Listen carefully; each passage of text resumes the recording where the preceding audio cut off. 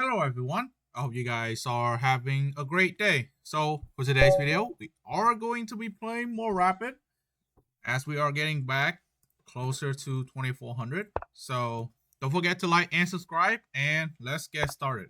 So we're getting white. We are going to be playing D4 and really solidifying our openings. Okay, we got a King Sinian. We are going to be playing the Fiend Kettle variation.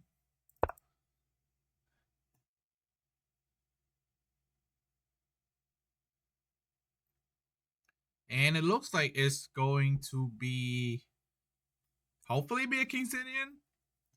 Our opponent is already thinking here, so he might be playing D5 going into a Grunfeld, which then actually would be very interesting because I haven't of Grunfeld in this variation, but it's gonna be nice for me to train and practice. Okay, so he's playing Castle. In that case, then I just play knight c3, and there probably won't be any King's Indian. There won't be any Grunfeld. I haven't looked at c6 and I mean c6 I usually just play e4, which completely avoids the Grunfeld. However, that goes back to the defer Fiend Kettle. But now we're just going to play knight f3 as our opponent has committed to a King's Indian. So knight bd7. Okay. This is a very commitment move here that our opponent made here. We're just going to castle. And then with e5, we're going to play e4. And we don't have to play h3 for the moment, just because black already blocks the light square bishop, so there's no bishop g4.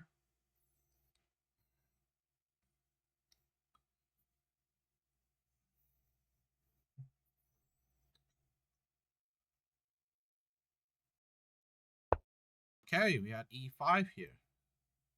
So now we're going to play e4.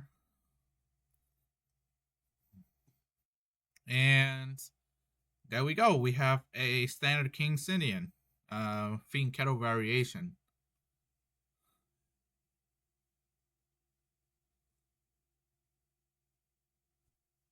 I think this kind of reminds me to go over this game, and maybe I'll show you guys a different variation where like black tries to kind of go for a Gunfell, um, which is like which kind of messed up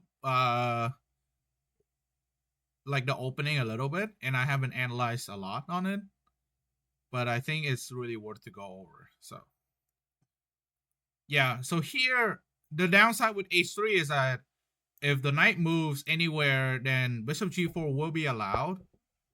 However, I don't think it's a big deal. Okay, so opponent went rook to e8, which, funny enough, doesn't really do anything. So here we are going to just play h3. And the reason is, there are two reasons for h3. One is that it stops bishop g4. And two, it stops knight g4. And why is knight g4 important?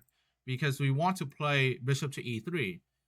And if the knight goes to g4, then now our bishop is being really awkward, and we don't want to get traded because then we're gonna have to catch with a pawn, and our pawn structure on the king. So the bishop is going to be sitting on e3, and it's going to be strong there. And also note that I was briefly thinking about rook e1, but after what I said, right, I want to go bishop. So then it doesn't make a lot of sense for me to go rook e1. Although now this might be a different story, because now we can't go rook queen c2, so we kind of have to go rook e1 here. Our opponent is doing a great job messing up our move order, and now we can't play queen d3. Um, we can just play rook e1, and then we can look at a different bishop move. However, now I'm thinking, which move am I going for? And note that we can't go queen c2 here because knight takes e4, just win a pawn on the spot. So we don't want that to happen.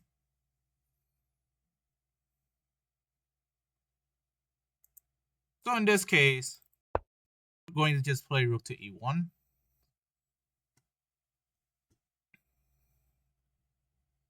And now I'm trying to decide, either I try to play queen c2 and then put a bishop on e3, or I can play bishop f4, which is another option. Okay, so our opponent played a5. So a5.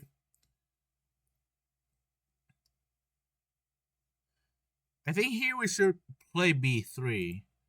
b3 is a very typical move here. So not only it protects c4, but also stops a4. And how does that stop a4? Well, if we play plays a4, we can play b4. We don't need to capture, and we don't want to capture, because that just kind of weakens our pawn structure for no reason. So we're just gonna play b3. And the thing here is that, for what I'm seeing, our opponent hasn't played c6 yet. So in the future, we can put this knight on b5 if needed. And now we can put the bishop on this diagonal instead, because since the e3 square is not really a square that the bishop wants to go to anymore.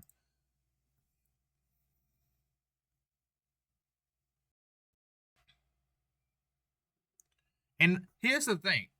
Also, we actually kind of want our opponent to play c6 here, right? So that we can then play bishop f4. So there are two squares that I'm looking at here, which is b2 and f4. F4 is, I would say, it's actually an okay square, because the thing is, knight h5, we will be able to go back to e3, since the pawn on e4 is no longer attacked by 3 pieces. Right now, it's attacked by the rook and 2 knights. Right? If we play bishop f4, then knight h5, and then it's now only a rook and a knight attacking this pawn on e4. So we might want to play bishop f4, but we'll see. And note that b3, when we play b3, we don't necessarily have to play bishop b2. And the reason for that is because we actually want to put everything out of his diagonal, so that this bishop becomes objectively useless. Because if we put a bishop here now, sure, we have a bishop to face this bishop. However, now we have to kind of push into protecting the bishop on b2 and also the knight on c3. Okay, so our opponent is playing a little bit of an odd move. Knight back to d7. So what this move, I don't know what is our opponent trying to go for. Maybe knight e5, maybe f5. F5, well, f5 is not a move here. But what I'm seeing is that we can now play bishop to e3. And the problem here is that I don't understand why our opponent did not play c6 or bishop e6 by any means. So I'm a little confused here.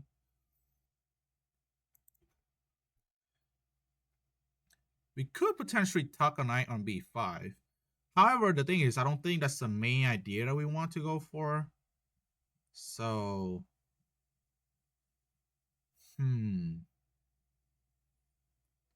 if our opponent tries to go knight b6, a4, and I mean, that's not good either, because a4, a takes b3, and that's it. That's fine.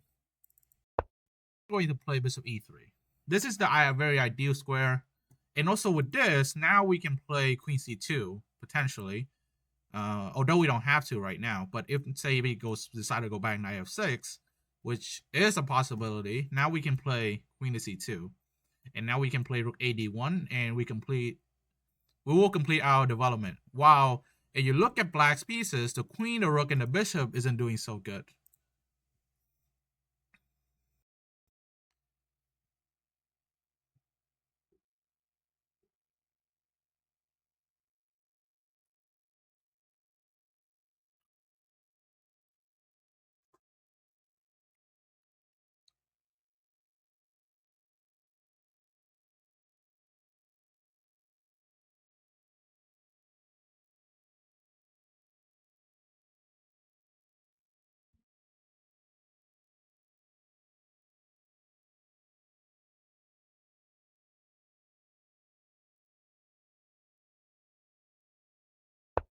Okay. Oh, our opponent's trying to play knight f8. Now I see. Now I can see what our opponent is trying to do here. Okay, now knight f8, knight to e6. Okay, I kind of missed that. Um,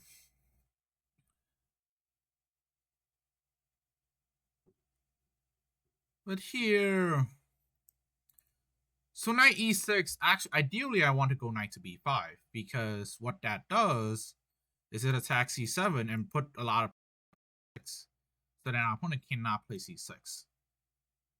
But also, we are also aiming for bishop takes c5 potentially. So what we are going to do is play rook c1. I think. Well, actually, give me a second here. Do we want to play rook c1? There's another thing we could do. We could also play queen d2 and then rook a to d1. That's another thing we can do. But the queen d2 f5. It's f5 now, but I don't think f5 is ever a good move because that just weakens the king by way too much. And ideally, I actually want the rook on d1. I don't want it on c1. So because on a d file, it pressures the d6 pawn. The main weakness of this position is the d6 pawn mainly. So,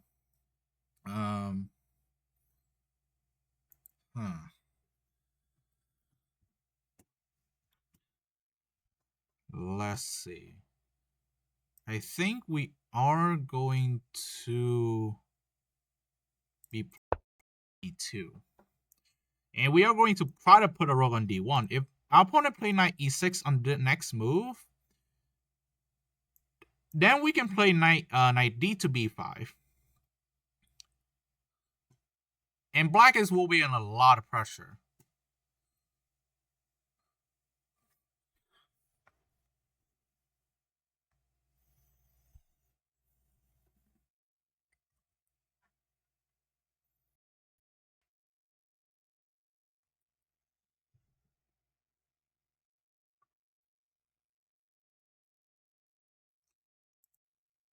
Let's see.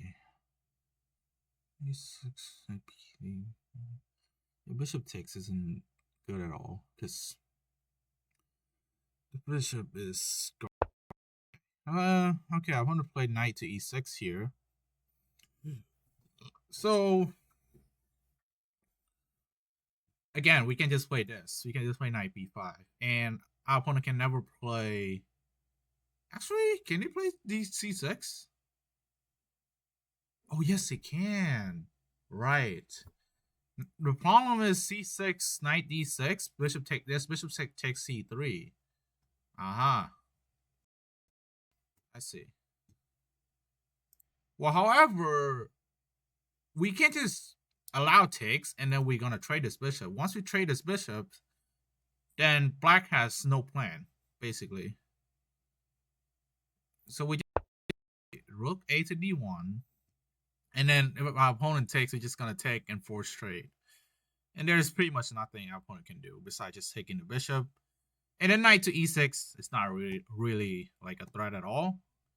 Once black loses the dark square bishop, there's not much.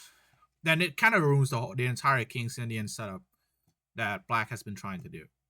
Black has been, I don't know, black has been moved for the last 3 moves, and we've just been like developing pieces, just improve our pieces one by one. So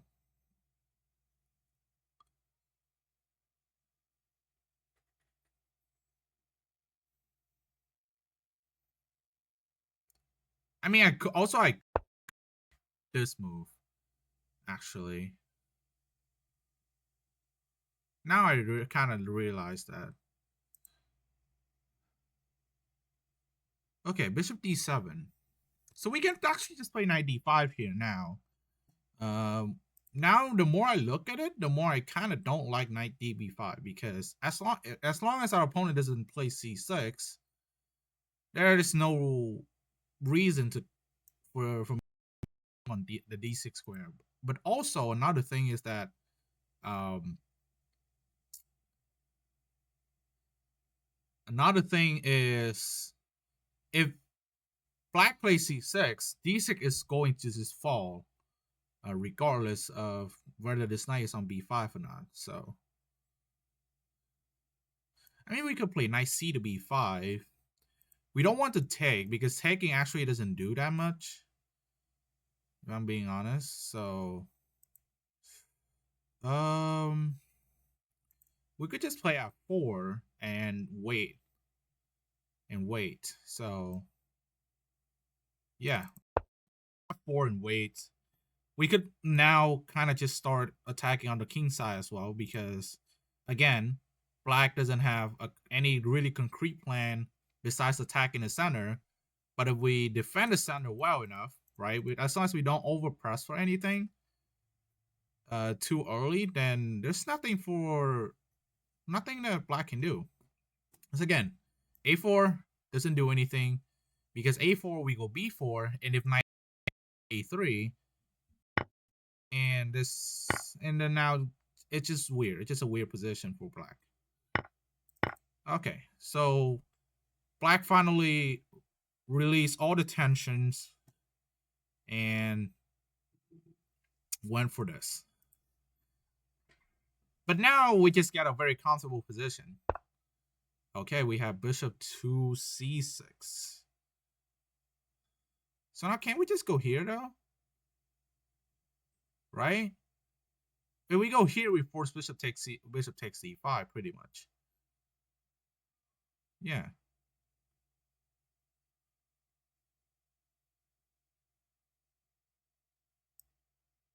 Yeah, I think I really like this.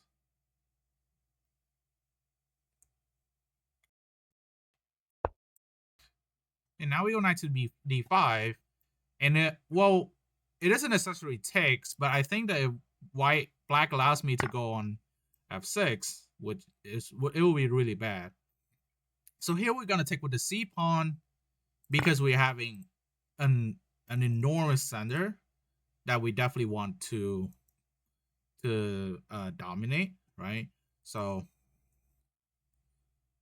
and actually f6 doesn't even stop e5 because the knight on c5 is, because the pawn on d6 is overloaded.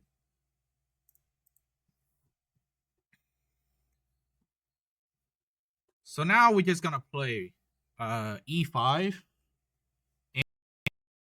and then we have way too much pressure, and then we can press to win the game through the center.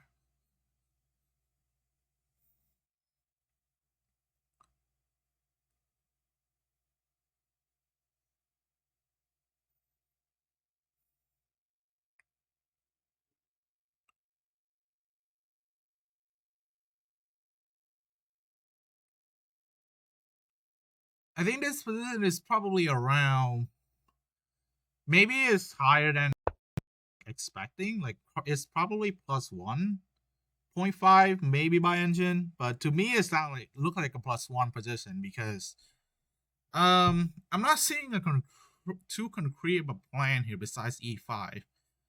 But even then afterwards, it's very hard to say. Now I am a little pressed to push e5 because black just add another protection to this. And if we don't push e5, then e5 then is honestly. And what are we doing? Just push e5. And I mean, black would never take this because taking it just a bad move. So I am a little more curious um on what black is going to do here. So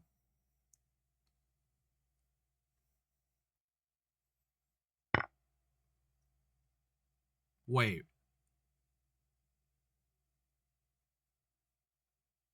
Black takes? Okay, we take with the pawn. We don't take with the rook. There's no reason to. Because we want to go d6. Whoa, that was very surprising. Sure, that opens up queen g5 and all that kind of good stuff. But I don't think it matters too much. Queen g5, king. We can go king h2. We can go queen f4. It's not a big deal. Okay, rook ace. Rook a7 is not a good move because I mean it just kind of blocks up the rook. And if black plays c6, we just play d6.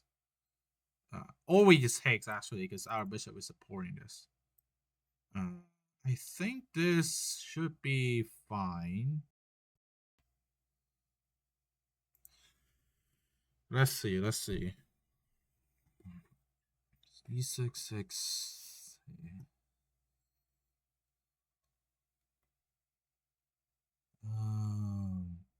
Six takes. Well, we only have one pawn. It's actually really hard to play here.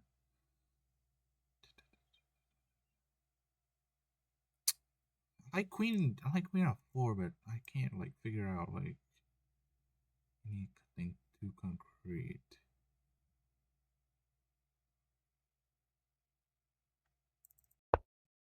I like queen f4 because I actually want to attack this f7. I want to force black to do something about this. And we're not scared about d5. d5 is protected by the bishop, and also I want to stop queen g5 as well. So stop queen g5, protects g3, and there's no knight d3 because our rook is still here. And once we also evacuate the rook into the f file, right? And this is where we probably go.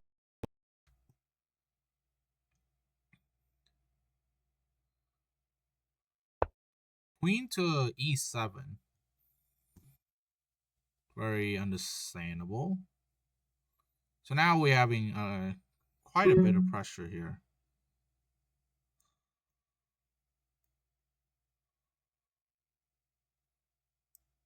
I think we are going to play king h2. And the reason here is that if I want to trade queen for 2 rooks, I don't want it to be on a check because then I'm forced to move. Okay. Very understandable.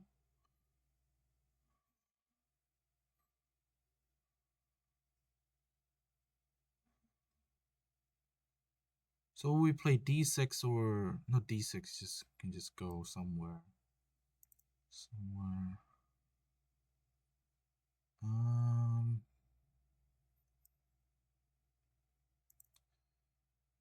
I think I'm going to play e6.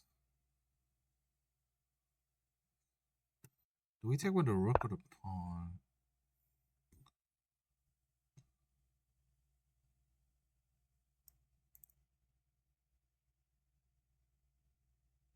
Wait a second. Okay, let's play rook f1. King g7.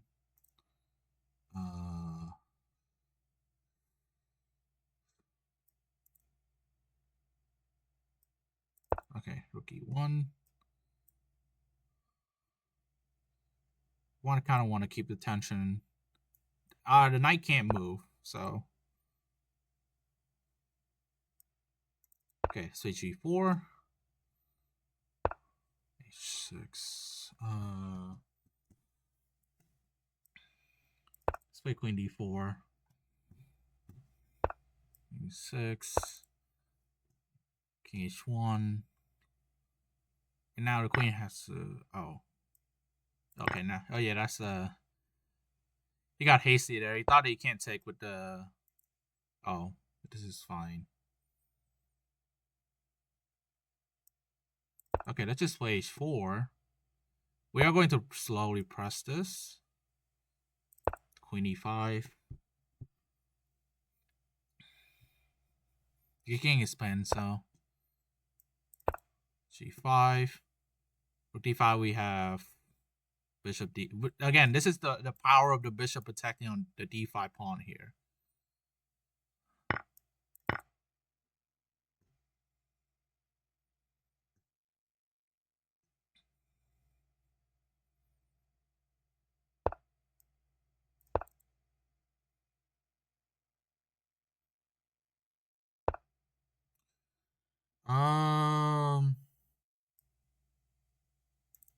Wait, what are we going to take with? I think we take with the pawn because we're keeping a lot of pressure. Oh. Okay, then let's just do queen d6 trade, and then we're gonna win. This is the easiest way to win because I want to have another pass pawn so that black can deal with it. And then we have the checkmate. Very nice game. We are going to definitely analyze this.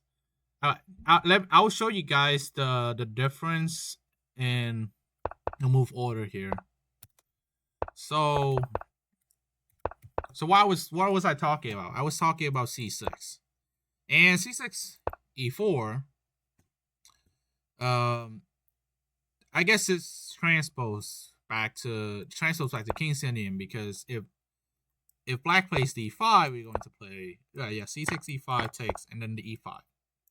Knight e4. We can take, but there's not any good reason to take. So it's a second best move. So I probably would take because I'm kind of materialistic. I'm not gonna lie. So yeah, but black does get compensation like this, and it's a little bit annoying. So put it that way. But otherwise, of course, they're gonna just play here. Yeah, or we can play like this, and it's a weird French, right? This is the French structure. However, this is very bad, worse French because the bishop is here, and it's not getting traded. So we're just gonna play on the king side, and there's probably not much black can do. Like white just positionally better. Okay, so go back to this position. Usually, what happens is black will play delay knight bd7 a little bit, although main line is knight bd7. So there's bishop g4, but knight bd7 and c6. This is an annoying line, basically. Castle, bishop here. Oh, there's d5 here. Well, I guess. I guess it. Oops, sorry. Oh, I didn't save my move. Give me 1 second. Okay, c6. Yeah, e4 is fine. Bishop g4, h3. Okay, I guess I'm gonna learn this move order because there was a game that I played over the board that I castle. I had a video on this. So yeah, so e4, e5, castle, bishop g4, bishop g4. Now we play d5. Okay. Because our opponent already play this, but knight bd7. Oh, so takes. Knight e6, bishop e3, knight c5. This is kind of not what I like, but it's what it is. Oh, okay, I guess takes 6, and then we're fine. At bishop d7. Oh. I see. Okay, I'm definitely gonna put a new line in my study. But okay, go back to the game. Yeah, here, so e4 is a move. h3 is also a move. But h3, I guess e4 is just not a move, but I was forgetting for a moment there because knight g5 just wins the pawn. Rook e8, just take the pawn. And white is just up a clean pawn. No, with very little conversation. Black here. But okay, the move that I play is also viable. However, yeah, okay, bishop e3, knight c5, f3. See, this is what I don't know. This is why I didn't play bishop e3, because you have to play f3, which is a very ugly looking move, but you all have to play it because it stops both knight g4 and protect e4. If you play queen c2 here, you're just worse because again because of this problem. So that's why h3, knight c5, rook e1. Then you don't play bishop e3, but you don't have to. So a5, everything kind of just goes on. Knight d7 is a very weird move. But with the plan of knight fa and knight e6, very understandable. Queen d2. Now from here, I just kind of play very nicely. And I somehow made 2 blunders, so let's go to the first blunder here. Okay, so g4 is a blunder, so I should play this right away. Well, I was considering the same thing, but why is it a blunder? Because because queen d6 allows force the queen trade, and if the queens are off the board, it's much harder for me to win, which is true. I actually wanted to keep the queens on the board. So g5, a4, h6. So basically, you just shuffle piece around. Take 6, rook e6. And what's gonna happen is that black will run out of moves. Like black will be in the Zooks one. Oh no. Oh, you played this. And then now you take because the queen is the one protecting. Let's say queen g6.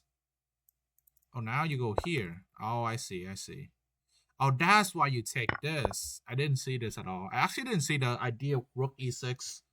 Probably the entire variation that I play. It was okay. I mean, you didn't have to put it as a blunder. I missed mate in 10 or mate in 8, whatever. I missed mate in 8 and trade queens instead to get an easy win. Okay, that's not really a blunder. But this I think this is important because if black spotted this, then it will be much harder for me to win. Like I could actually blunder a draw. So yeah, I think this overall is very nice game. I'm definitely gonna put this in the study. I think I'm definitely gonna link my other video where I had a game against a national master on this exact variation of the Fiend Kettle. Okay, so thank you so much for watching. Don't forget to like and subscribe, and I'll see you guys in the next one. Peace.